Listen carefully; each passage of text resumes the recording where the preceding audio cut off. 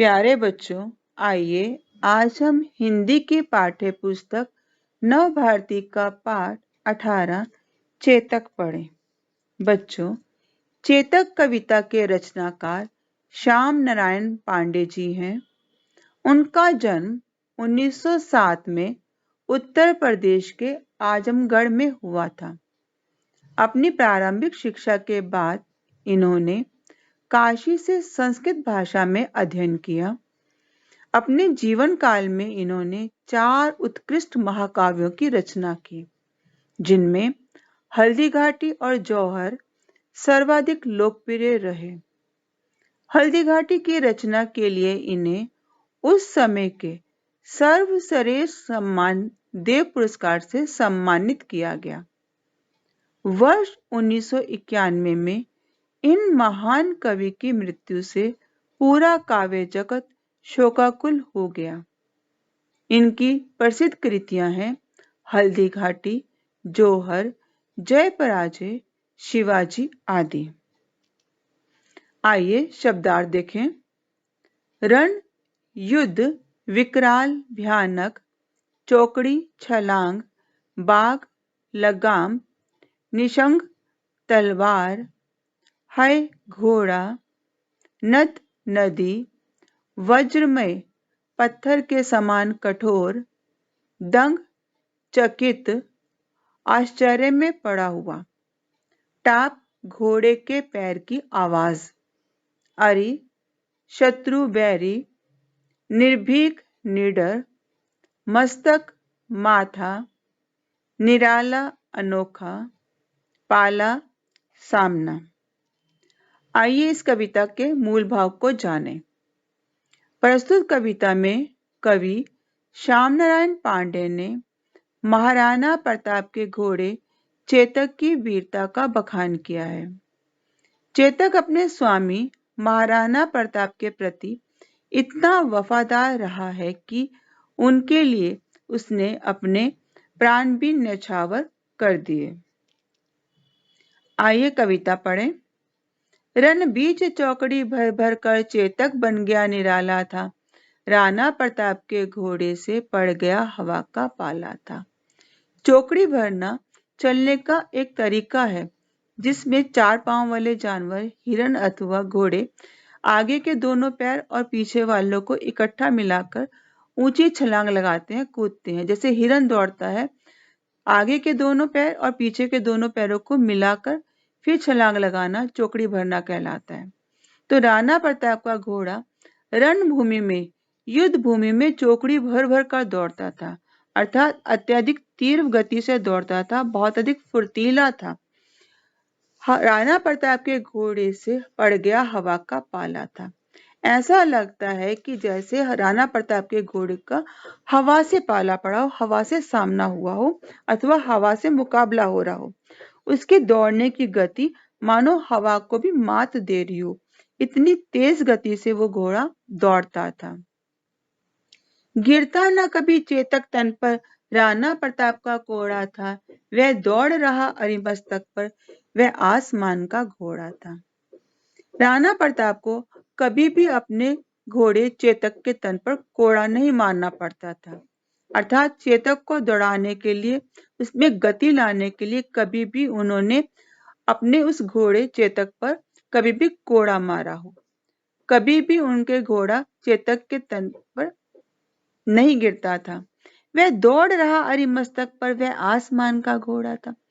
वह इतनी तीव्र गति से दौड़ता था, शत्रु के सिरों को रोंदता हुआ, अरि यानी शत्रु के मस्तक पर दौड़ता हुआ। उसके पांव ऐसा लगता था जैसे जमीन पर टिक ही ना रहे हो, वह आसमान में ही उड़ रहा हो। अत्यधिक तीव्र गति में दौड़ने के कारण तथा शत्रुओं के सिर को रोंदते हुए दौड़ने के कारण ऐसा लगता था कि जैसे वो धरती का घोड़ा ना होकर आसमान का ही हो, क्योंकि जमीन पर उसके पांव पड़ते दिखाई ही नहीं देते थे। जो तनिक हवा से बाघ हिली लेकर सवार उड़ जाता था, राणा की पुतली फिरी नहीं तब तक चेतक मुड़ जाता था। कभी भी चेतक को तेज दौड़ाने के लिए उसकी बाघ यानी लगाम को खींचने की आवश्यकता ही नहीं पड़ती थी। हवा के प्रभाव से अगर जरा सी भी बाग यानी लगाम उसकी हिल जाती थी, तत्काल अपने सवार कर वह दौड़ पड़ता था।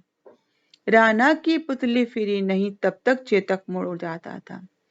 राणा को युद्ध के मैदान में कहां किस दिशा में मुड़ना है, अभी उनकी आंख की पुतली फिरती ही नहीं थी कि चेतक तत्काल मुड़ जाता था। वह जानता था कि उसके स्वामी को किस दिशा में जाना है, कहां मुड़ना है, अतः उनकी पुतली फिरने से पहले ही वह दौड़ जाता था। कौशल दिखलाया चालों में, उड़ गया भयानक भालों में, निर्भीक गया वह ढालों में, सरपट दौड़ा करनालों में। राणा प्रताप का घोड़ा युद्ध के मैदान में कई तरह के करतब कौशल दिखलाया करता था। वह बहुत तेज दौड़ने वाला था। शत्रु सेना में चाहे कितने ही भयंकर भाले क्यों ना हो, वह उन भालों से नहीं डरता था। वह उन भालों के बीच में से निर्भीक होकर बिना डरे ढालों में से निकलता चला जाता था। चाहे शत्रु सेना के पास कितने ही भाले हों, ढाल होकर तलवारें हों, उन सब के बीच में से अपना कौशल दिखलाते हुए वह बिना डरे सरपट दौड़ता चला जाता था। है यहीं रहा अब यहाँ नहीं, वह वहीं रहा अब वहां नहीं, थी जगह न कोई जहां नहीं, किस अरिमस्तक पर कहां नहीं। राणा प्रताप का घोड़ा चेतक शत्रु के सामने एक पल भी टिकता नहीं था। लगता था कि वह यहाँ है, अभी यहाँ है, अगले ही पल वो वहां ना होकर कहीं और होता था। है यहीं रहा अब यहाँ नहीं, अभी किसी पल तो वो यहाँ दिखाई दे रहा था, अगले ही पल वो यहाँ नहीं दिखाई देता। फिर लगता है कि वह वहीं रहा अब वहां नहीं, कुछ पल अगले देखो तो लगता है वैसे युद्ध के मैदान में वो वहां है, लेकिन तत्काल वो वहां भी नहीं दिखाई देता था। थी जगह न कोई जहां नहीं, वह एक जगह से दूसरी जगह तक इतनी तीव्रता से दौड़ता था, ऐसे लगता था कि कोई एक जगह युद्ध के मैदान में बची ही नहीं जहां वो ना हो। हर जगह हर क्षण वो दिखाई देता था। किस अरे मस्तक पर कहां नहीं, कोई शत्रु ऐसा ना हो जिसको वो ना रौंद रहा हो। हर शत्रु के मस्तक पर पांव रखता हुआ, दौड़ता हुआ, उन्हें रौंदता हुआ वो एक स्थान से दूसरे स्थान पर दौड़ता चला जाता था। बढ़ते नद सा वह लहर गया, वह गया गया फिर ठहर गया, विकराल वज्र में बादल सा अरि की सेना पर गहर गया। राणा प्रताप के घोड़े चेतक के दौड़ने का ढंग प्रवाह इतना तीव्र था, ऐसे लगता था कि जैसे तेज नदी का प्रवाह बह रहा हो। एक पल के लिए यहां से गया वहां, वहां कुछ ठहरा, तत्काल किसी और जगह पहुंच गया। उसकी रफ्तार अत्यधिक तीव्र रहती थी, यहाँ तक कि वह शत्रु सेना में कठोर वज्र के समान कहर ढाने वाला बन जाता था। जैसे बादलों में से बिजली कौंध जाती है, भयभीत कर जाती है, वैसे ही वह शत्रु सेना को पल भर में भयभीत कर देता था। विकराल रूप था उसका और कठोरता लिए हुए था, और ऐसे में शत्रु उसके इस रूप को देखकर भयभीत हो जाते थे। अरि की सेना पर घेर गया, वह शत्रु की सेना पर टूट पड़ता था, वैसे ही जैसे आसमान से कोई बिजली गिरी हो। भाला गिर गया गिरा निशंग, हर टापों से खन गया अंग, बैरी समाज रह गया दंग, घोड़े का ऐसा देख रंग। यहाँ कवि कह रहे हैं कि शत्रु समाज जो था, बैरी समाज जो था, वो घोड़े के ऐसे अनोखे रंग देखकर भयभीत हो जाते थे। यहाँ तक कि उनके हाथों से भाले गिर जाते थे, तलवारें गिर जाती थी, और उसके जो टाप हैं, पैर हैं घोड़े के, उन पैरों से उन शत्रुओं के शरीर जो थे खन जाते थे, अर्थात छलनी हो जाते थे, घायल हो जाते थे। जिस समय घोड़े के टाप शत्रु सेना पर पड़ते थे, तो उन टापों के प्रभाव से उनके शरीर से लहू बहने लग जाता था, घायल हो जाते थे, और शत्रु समाज उसके ऐसे करतब देखकर भयभीत हो जाता था।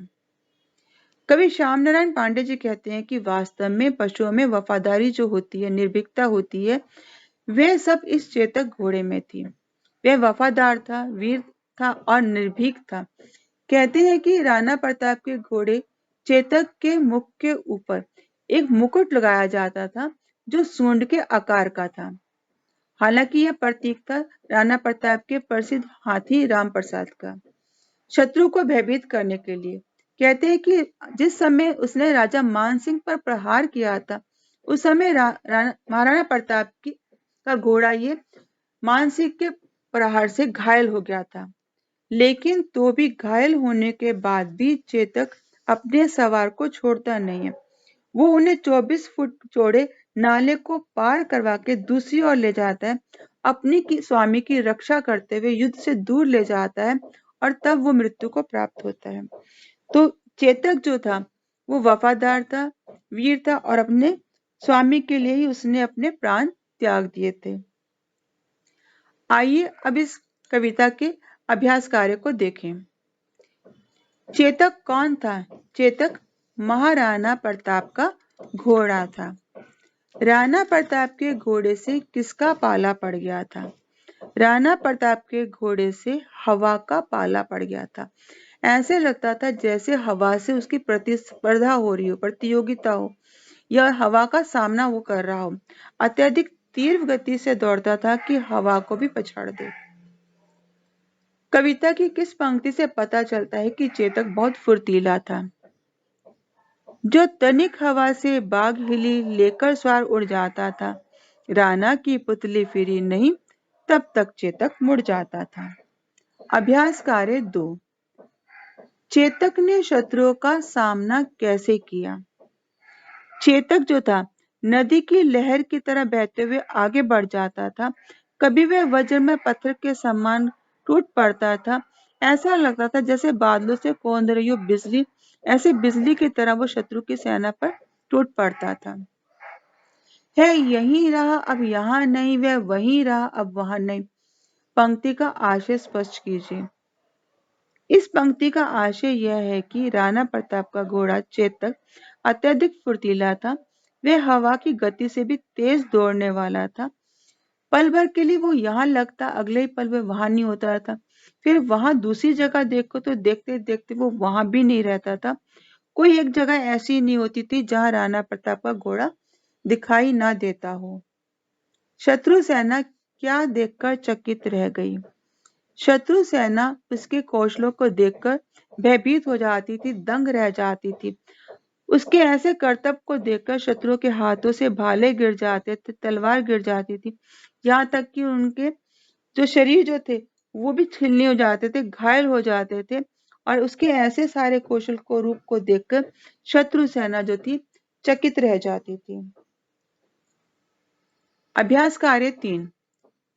चेतक की विशेषताओं का वर्णन कीजिए। चेतक अपने स्वामी महाराणा प्रताप के प्रति इतना वफादार था कि उनके लिए उसने अपने प्राण भी न्यौछावर कर दिए। चेतक अत्यंत फुर्तीला था। वह इतने तेज दौड़ता था मानो हवा पर सवार हो। चेतक निर्भीक और साहसी था। चेतक के कौशल को देखकर शत्रु भी दंग रह जाते थे। कविता का मूल भाव आप स्वयं लिखेंगे तथा पंक्तियों का भावार्थ। गिरा ना कभी डैश मुड़ जाता था। इन पंक्तियों का भावार्थ भी आप स्वयं करेंगे।